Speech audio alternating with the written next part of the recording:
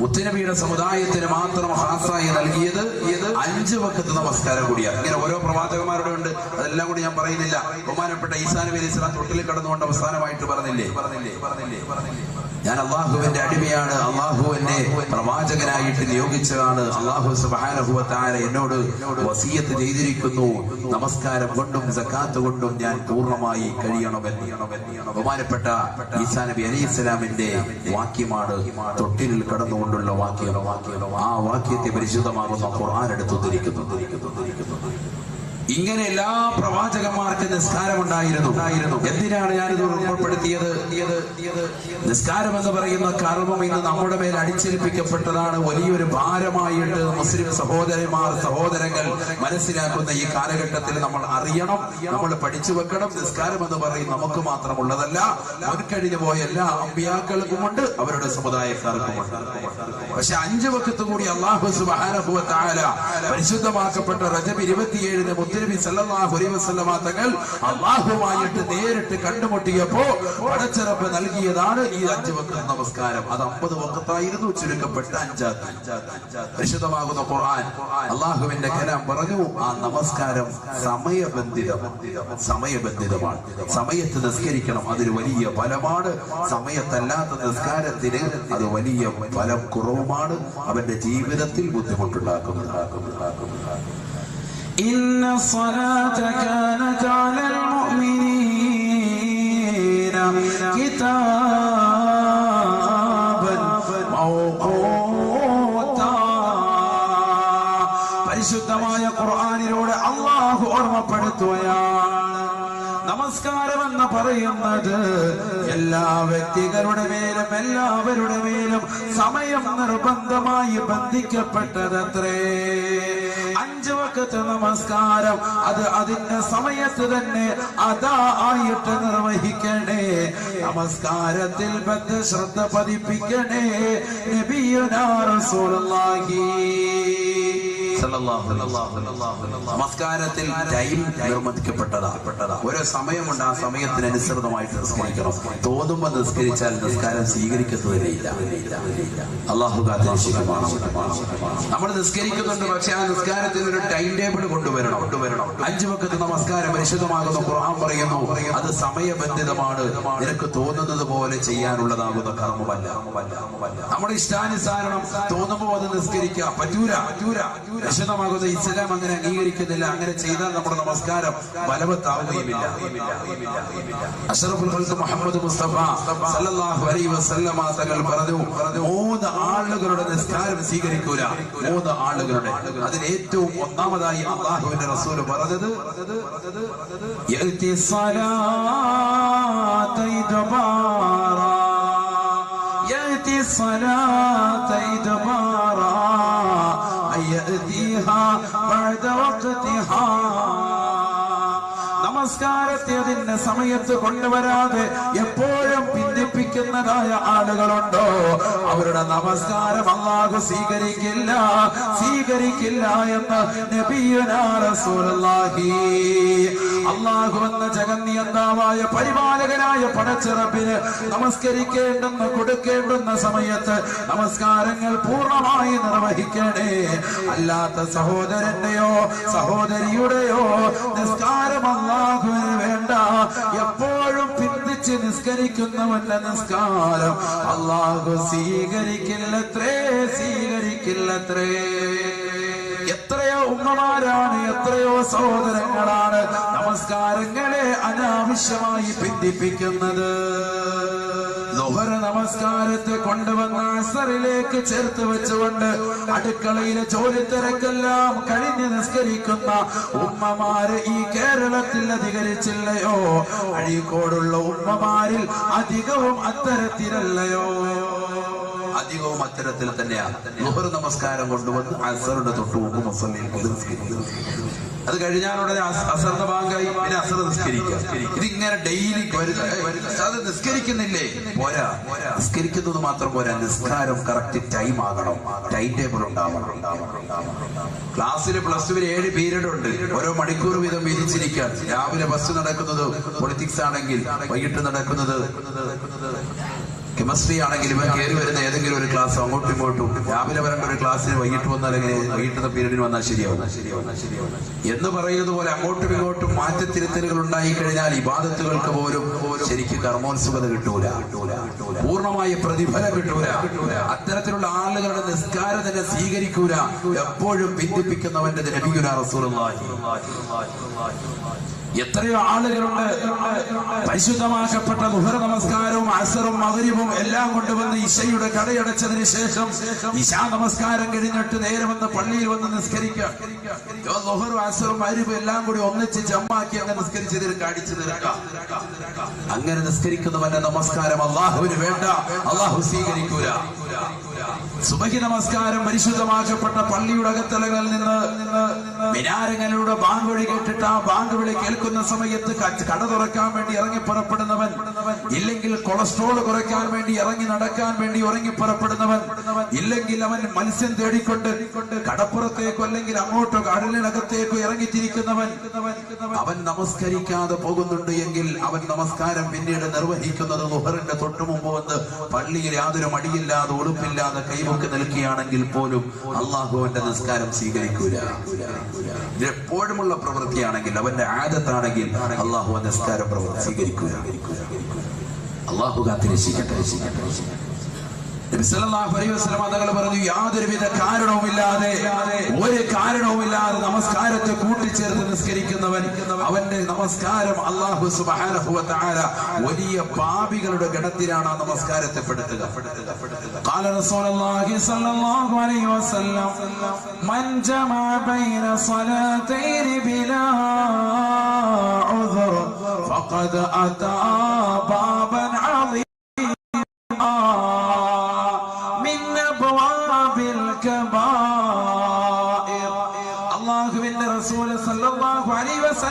തങ്ങൾ ഓർമ്മപ്പെടുത്തിയത്രേ.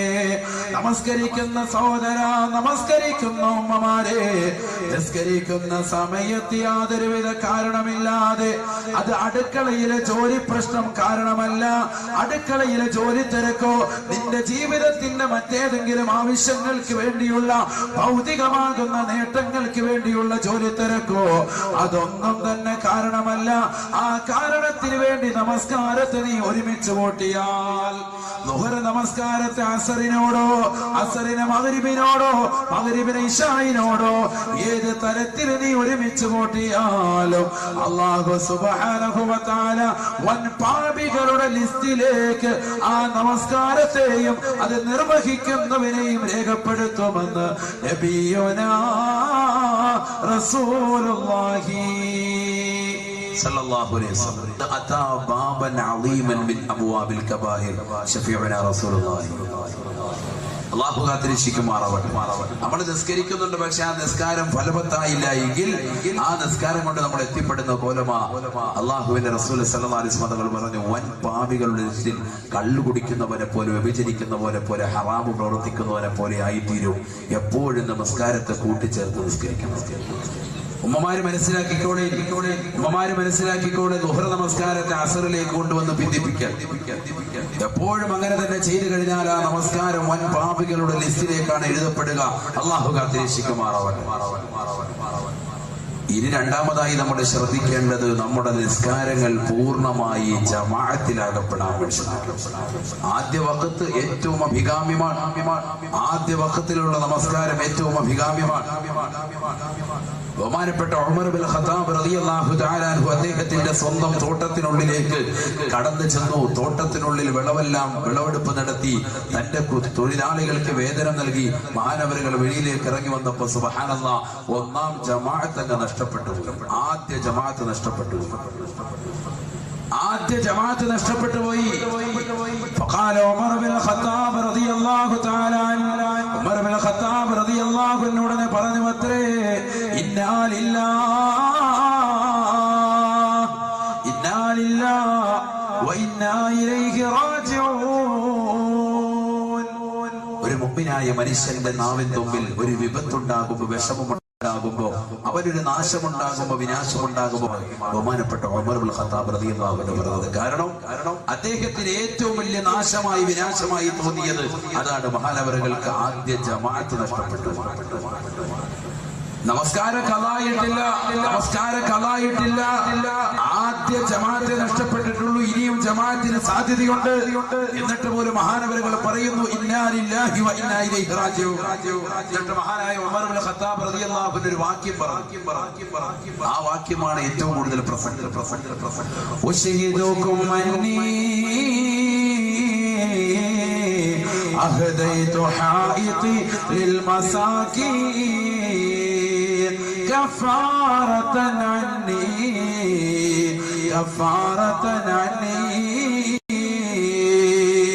ബഹുമാനപ്പെട്ടതായ ഉമർ ഇബ്നുൽ Khattab റളിയല്ലാഹു തആല അൻഹു അദ്ദേഹത്തിന്റെ സമുദായത്തോട് പറഞ്ഞു അത്രേ, ഓ സമുദായമേ, നിങ്ങളെ ഞാൻ സാക്ഷി നിർത്തുകയാണ്. അന്നീ അഹദൈതു ഹായിതി ലിൽ മസാകീൻ. എന്റെ ഈ തോട്ടമുണ്ടല്ലോ, അല്ലാഹു എന്ന ജഗന്നിയന്താവായ പരിപാലകനായ പടച്ചറപ്പിനെ വിട്ടുകൊണ്ട് എന്നെ ജോലിയാക്കിയതായ ആദ്യ ജമാഅത്തിനെ നഷ്ടപ്പെടുത്തിയതായ ഈ തോട്ടമുണ്ടല്ലോ, ഈ ബലഭൂഷ്ടമായ തോട്ടം മുഴുവനും അല്ലാഹുവിന്റെ മാർഗത്തിൽ പാവപ്പെട്ടവർക്ക് ഞാനിതാ ഹദിയ നൽകുകയാണ്. ഉമർ ഇബ്നുൽ ഖത്താബ് റളിയല്ലാഹു അൻഹുവിന്റെ വാക്യമാണ് കഫാറതൻ അന്നി.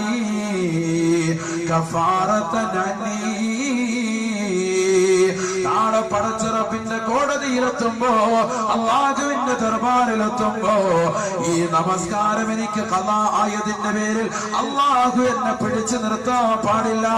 ആദ്യ ജമാഅത്ത് നഷ്ടപ്പെട്ടു പോയതിന്റെ പേരിൽ അല്ലാഹു എന്നോട് ചോദ്യം ചെയ്യാൻ പാടില്ല.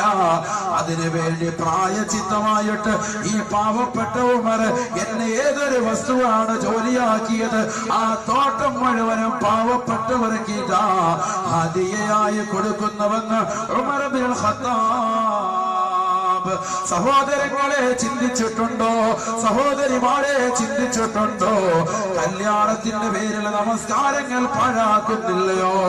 മൈലാജി കല്യാണത്തിന്റെ പേരിൽ നമസ്കാരങ്ങൾ എത്രയാ പാഴാക്കുന്നത്? കേവലം വീട്ടിലൊരു നിക്കാഹ് വന്നതിന്റെ പേരിൽ, അതിന്റെ പേരിൽ പർച്ചേസിന് വേണ്ടി ടെക്സ്റ്റൈൽസുകൾ പോകുമ്പോ എത്രയെത്ര നമസ്കാരങ്ങളാണ് ഉമ്മമാര് നിഷ്ഫലമാക്കുന്നത്? എത്രയെത്ര നിസ്കാരങ്ങളാ സഹോദരങ്ങളെ നമ്മൾ നഷ്ടപ്പെടുത്തുന്നത്? ഒരു ജമാഅത്തല്ല, നമസ്കാരങ്ങൾ പോലും പാടെ ഉപേക്ഷിക്കുന്നവരല്ലയോ? ബഹുമാനപ്പെട്ട ഉമർ ഇബ്നുൽ ഖത്താബ് റളിയല്ലാഹു അൻഹുവിന് ഒരു ജമാഅത്ത്, ആദ്യ ജമാഅത്ത് നഷ്ടപ്പെട്ടു പോയപ്പോ മഹാനവറുകളുടെ മനസ്സ് വ്യാകുലപ്പെടുകയാ. മഹാനവറുകളുടെ മനസ്സ് വല്ലാതെ വിഷമം കൊണ്ട്, ദുഃഖം കൊണ്ട് വല്ലാതെ ബുദ്ധിമുട്ടുകയാണ്.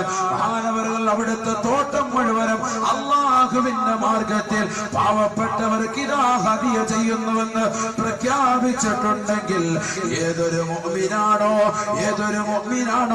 അല്ലാഹുവിനെ കാണാൻ ലക്ഷ്യം വെക്കുന്നത്, അവനവന്റെ നമസ്കാരം മുറ പോലെ നിർവഹിക്കട്ടെ.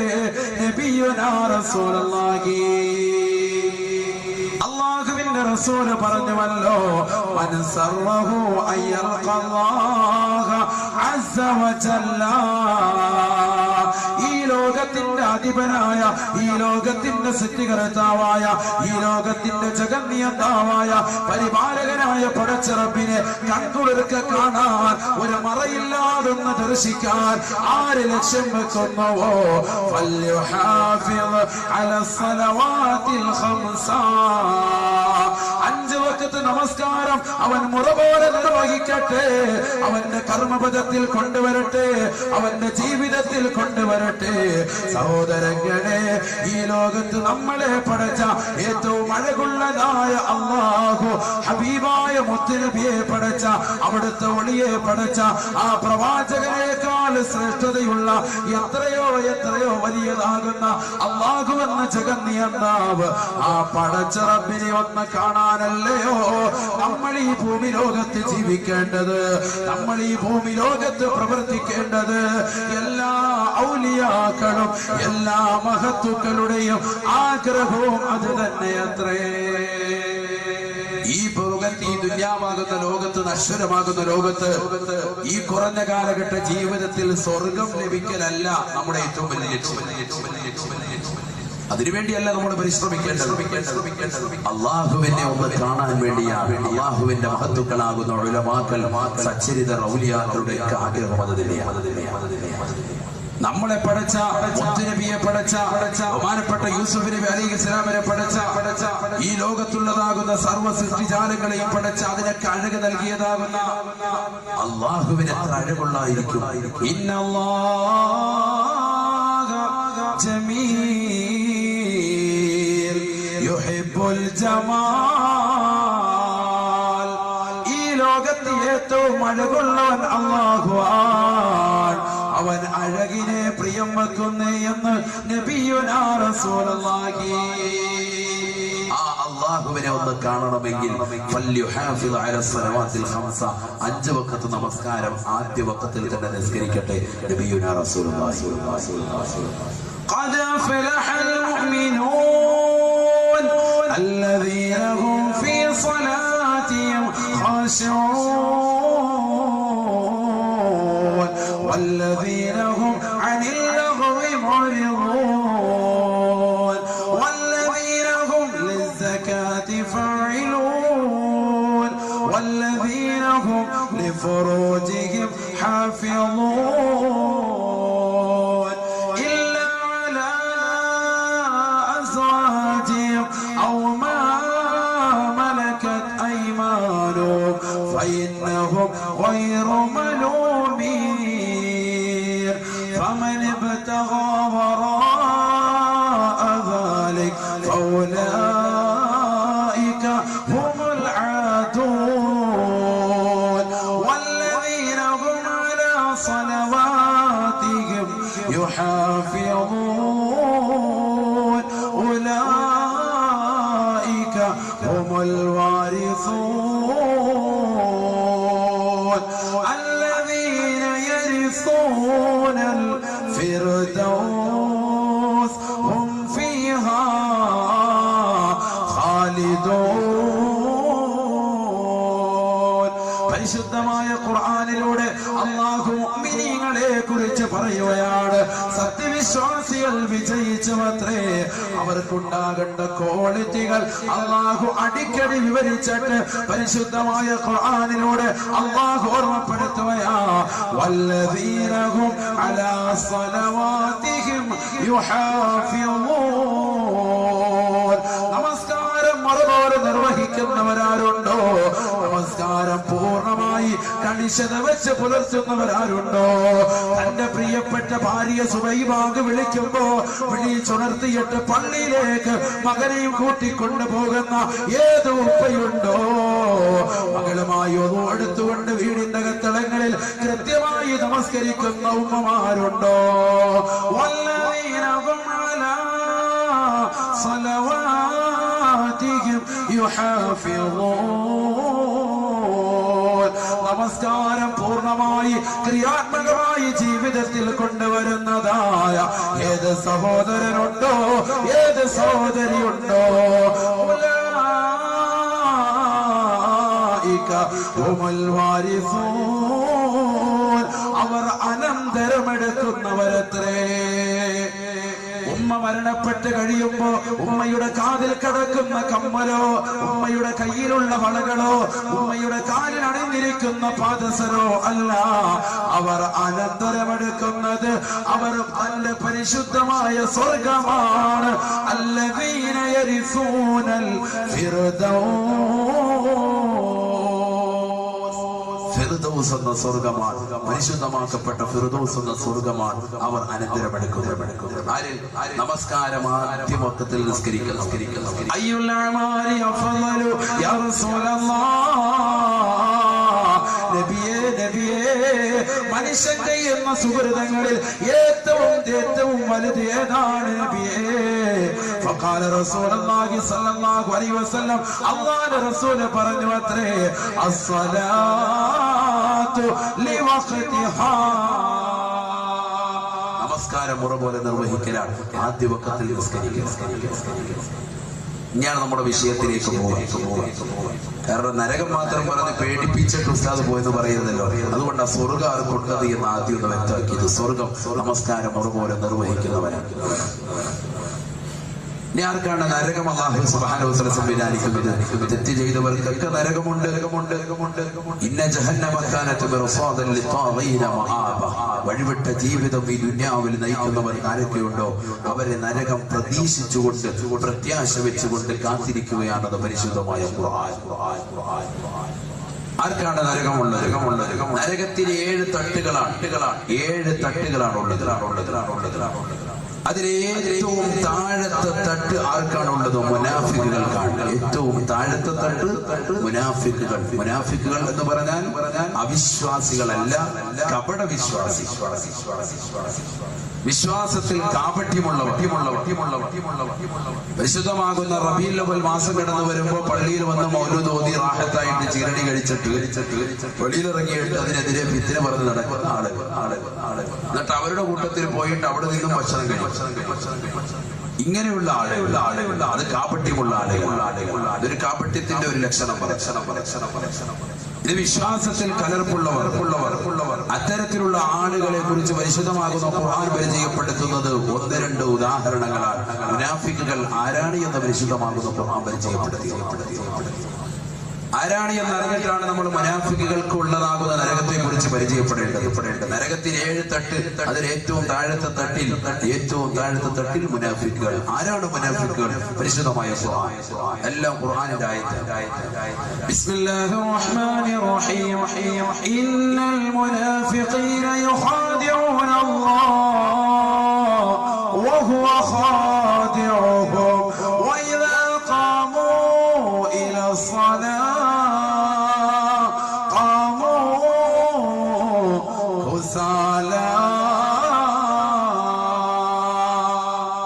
يراءون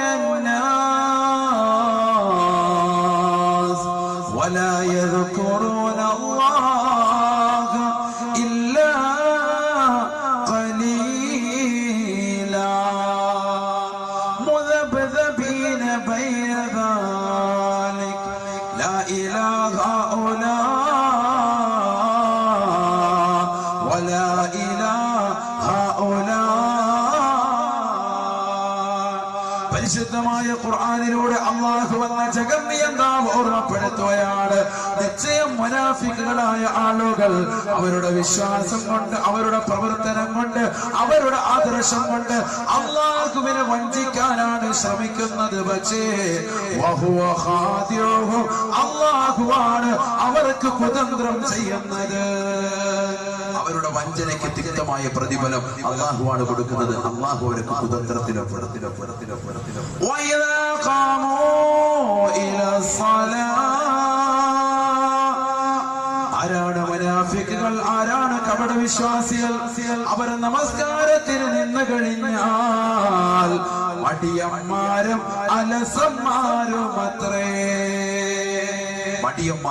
അലസന്മാരുമായിരിക്കും അവരെന്ന് പരിശുദ്ധമാകുന്നു.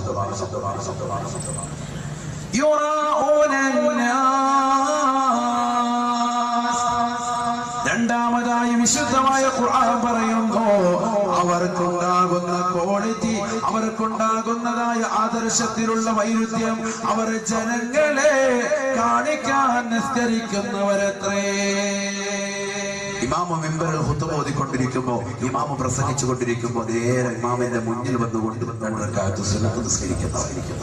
ഇല്ലെങ്കിൽ വെള്ളിയാഴ്ച ദിവസം മാത്രം വന്നുകൊണ്ട് നേരെ ഫ്രണ്ട് മുസല്ലയിൽ വന്നുകൊണ്ട് ജനങ്ങളെ മുഴുവൻ കാണട്ടെ എന്ന സ്റ്റൈലിൽ നിസ്കരിക്കുന്ന ആളുകൾ, 10 പേര് കൂടുമ്പോൾ നമസ്കാരക്കാരായിട്ട് കാണിക്കുന്ന ആളുകൾ, യുറാഊനന്നാസ്, ജനങ്ങളെ കാണിക്കാൻ നിസ്കരിക്കുന്നവരാണ്. അവരാരാണ്?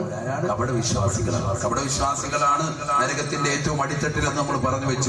ഇനി ഈ പറയുന്ന വസ്തുതകൾ നമ്മുടെ ജീവിതത്തിൽ ഉണ്ടെങ്കിൽ നമ്മൾ മാറ്റം. അല്ലാഹു കാത്തിരിച്ചു.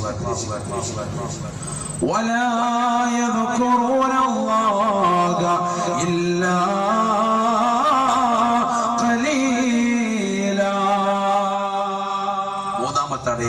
മൂന്നാമത്തെ അടയാളം പരിശുദ്ധമായ ഖുർആൻ പറയുന്നു, അല്ലാഹുവിനെ വളരെ കുറച്ച് മാത്രമേ, വളരെ കുറഞ്ഞ സമയം മാത്രമേ അവർ സ്മരിക്കുകയുള്ളൂ, അവർ ഓർക്കുകയുള്ളൂ. വളരെ കുറച്ച് സമയം മാത്രമേ അള്ളാഹുവിനെ സ്മരിക്കൂ, അള്ളാഹുവിനെ ഓർക്കൂ. അത്തരത്തിലുള്ള ആളുകളാണ് മുനാഫിഖ്. ഈ മൂന്നാലൊരു ഉദാഹരണത്തിൽ നമ്മൾ പെട്ടിട്ടുണ്ടോ ഇന്ന്? ഒന്ന്, നിസ്കാരത്തിൽ അലസന്മാരും അടിയന്മാരുമാണ് വിശുദ്ധമായ ഖുർആൻ പറഞ്ഞ മുനാഫിക്കുകൾ ആരാണ് എന്നത്. അതിൽ നമ്മൾ പെട്ടിട്ടുണ്ടോ? ഉണ്ടെങ്കിൽ മാറ്റിയെടുക്കണം. രണ്ടാമത്തത്, ജനങ്ങളെ കാണിക്കാൻ നിസ്കരിക്കുന്നവരാണെന്ന് പറഞ്ഞു.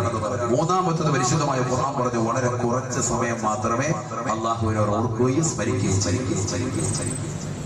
ചില ആളുകൾക്ക് പറയാനുണ്ടാവും, ഉസ്താദെ 3 എണ്ണത്തിന് ഞാൻ പെട്ടിട്ടുണ്ട്. 3-ന് നമ്മൾ പെട്ടിരിക്കുകയാണ്. അപ്പൊ നരകത്തിന്റെ ഏറ്റവും അടിത്തട്ട് നമുക്കുള്ളതാണ്. അള്ളാഹു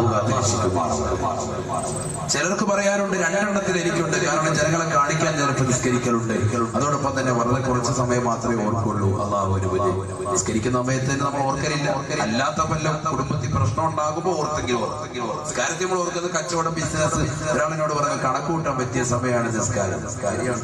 വെറുതെ ഇങ്ങനെ കൈ വിട്ടിരിക്കരിച്ചുകൊണ്ടിരിക്കുന്ന സ്ഥാനമാമിന്റെ പുറകെ നിൽക്കുകയാണെങ്കിൽ റാഹത്തായി എല്ലാ കണക്കുകളും കറക്റ്റ് പരിപാടിയായിട്ട് അല്ലെ. അള്ളാഹുവിനെ ഓർക്കുന്നത് വളരെ കുറവാണ്, സ്മരിക്കുന്നത് വളരെ കുറവാണ്. അള്ളാഹു കാത്തിരിക്കുമാറോ. ഏതായാലും അത്തരത്തിലുള്ള ആളുകൾ മുനാഫിക്കുകൾ, അവർക്കാണ് നരകത്തിന്റെ ഏറ്റവും അടിത്തട്ട്. അതോടെ പറഞ്ഞത് പരിശുദ്ധമായ ഖുർആൻ തന്നെ മറ്റൊരായത്തിൽ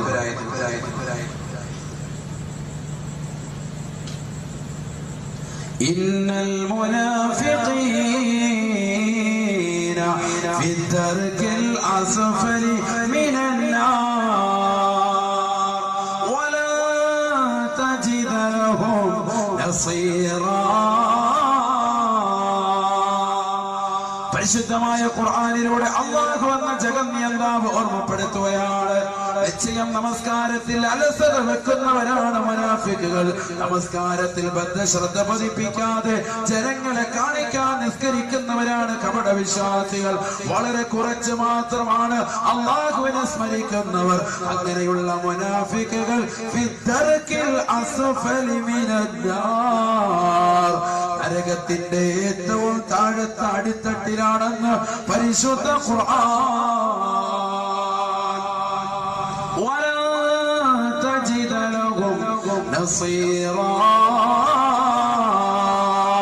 അവരെ സഹായിക്കാൻ ഒരാൾക്ക് പോലും സാധിക്കുകയില്ലത്രേ. ഒരാൾക്ക് പോലും അവരെ രക്ഷിക്കാൻ കഴിയില്ല എന്ന് പരിശുദ്ധ ഖുർആൻ. അള്ളാഹു സഹായം നിഷേധിച്ചിരിക്കുകയാണ് അവരുടെ വിഷയത്തിൽ. ഒരാള് സഹായിക്കാൻ അവർക്കുണ്ടാവില്ല. അള്ളാഹു കൂട്ടത്തിൽ നമ്മൾ ഉൾപ്പെടുത്താതിരിക്കുമാറാകട്ടെ. അതിനുവേണ്ടിയാണ് നമ്മൾ ദുആ ചെയ്യുക. ഒരാളെ കുറിച്ച് റസൂലുള്ളാഹി സ്വല്ലല്ലാഹു അലൈഹി വസല്ലം ഒരു വ്യക്തിയുടെ നിസ്കാരത്തെ കുറിച്ച് ഇത് മുനാഫിക്കിന്റെ നിസ്കാരമാണെന്ന് പറയുകയുണ്ടായി. അതുകൂടി ആ ചരിത്രം മാത്രം പറഞ്ഞിട്ട് നമ്മൾ നരകത്തിന്റെ ആരവം, നരകത്തിന്റെ തല, നരകത്തിന്റെ കൈകാലുകൾ, ഇതിലൊക്കെ നമ്മൾ കടക്കും. അതുകൂടി പറഞ്ഞിട്ട് ഇൻഷാ അല്ലാഹ് അങ്ങോട്ട് ഈ ചരിത്രം നിങ്ങൾക്ക് ഉപയോഗപ്പെടും. അതിനുവേണ്ടിയാണ് ഒരു വേദന മജ്‌ലിസുകൾ വരുമ്പോ എന്തെങ്കിലും ഒരു നീ കിട്ടണമല്ലോ. നരകത്തിന്റെ ഒരു പേടിച്ച് മാത്രം പോയാൽ പോരല്ലോ. നമുക്ക് നിസ്കാരം നിങ്ങൾക്ക് നൽകിയത് അതിനു വേണ്ടിയാ. 7 തട്ടുകൾ, അതിൽ ഏറ്റവും താഴത്തെ തട്ടിലാണ് മുനാഫിക്കുകൾ, കപട വിശ്വാസികൾ. അവർ നമസ്കാരത്തിൽ അശ്രദ്ധ വെക്കുന്നവരാണ്. അവർ ജനങ്ങളെ കാണിക്കാൻ നിസ്കരിക്കുന്നവരാണ്. വളരെ കുറച്ച് സമയം മാത്രം അല്ലാഹുവിനെ ഓർക്കുന്നവരാണ്. ബഹുമാനപ്പെട്ട അബൂ ഹുറൈറ റളിയല്ലാഹു തആല അൻഹു നിവേദനം ചെയ്യുന്ന ഹദീസിൽ കാണാം സല്ലല്ലാ റജുലുൻ വറസൂലുള്ളാഹി ജാലിസുൻ ബൈനനാ.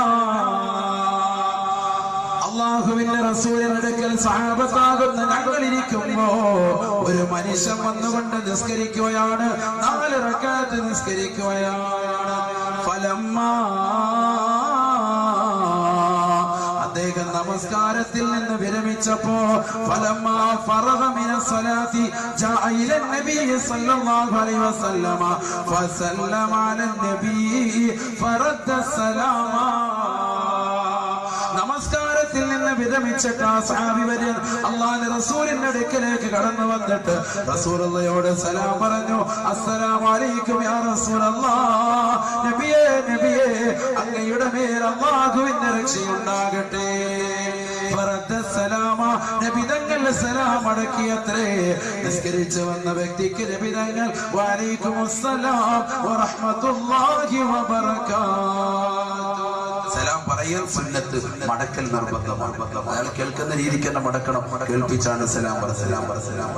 അതാണ് മസ്അല. നബി സല്ലല്ലാഹു അലൈഹി വസല്ലം സലാം അടക്കിയിട്ട് ഇദ്ദേഹത്തോട് പോകുമ്പോൾ അല്ലാഹുവിന്റെ റസൂൽ തിരിച്ചു വിളിച്ചിട്ട് പറഞ്ഞു സല്ലി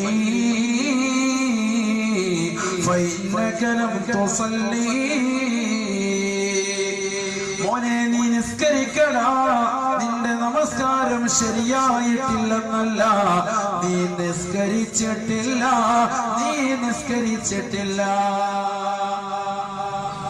നിന്റെ നമസ്കാരം ശരിയായിട്ടില്ല എന്ന പദമല്ല റസൂൽ പറഞ്ഞത്. ഫഇന്നക ലം തുസല്ലി, നീ നിസ്കരിച്ചിട്ടില്ല. സഹാബത്തെല്ലാം ഞെട്ടിത്തെറിച്ചു പോയി. അഷ്റഫുൽ ഖൽഖ് മുഹമ്മദ് മുസ്തഫ സല്ലല്ലാഹു അലൈഹി വസല്ലമ തങ്ങളും ഞങ്ങളുമടങ്ങുന്ന ഒന്നടങ്കം സഹാബത്തെ കറാമും എല്ലാവരും കണ്ണുകൊണ്ട് കണ്ടതാണ് ഈ സഹാബി വരി വന്ന് നിസ്കരിക്കുന്നത്. നിസ്കരിച്ചിട്ട് അങ്ങോട്ട് പോവാണ്. സലാം പറഞ്ഞിട്ട് പോയപ്പോൾ റസൂൽ വിളിച്ചിട്ട് പറഞ്ഞു നീ പോയി നിസ്കരിക്കണം, നീ നിസ്കരിച്ചിട്ടില്ല. ഈ മനുഷ്യൻ എന്താണെന്ന് പോലും ചോദിക്കുന്നില്ല. അതമുള്ള മനുഷ്യനാ. ആ മനുഷ്യൻ നേരെ പോയി നിസ്കരിക്കാൻ നിന്ന് വീണ്ടും കൈകെട്ടി നിസ്കരിച്ചു. 4 റക്അത്ത് നിസ്കരിച്ച് വീണ്ടും തിരിച്ചു വന്നു. ഫസല്ലമ അല നബി സല്ലല്ലാഹു അലൈഹി വസല്ലം, അല്ലാഹുവിന്റെ റസൂലിനോട് വീണ്ടും സലാം ചൊല്ലി. ഫറദ്ദ സലാമ, നബി തങ്ങൾ സലാം അടക്കിയത്രേ.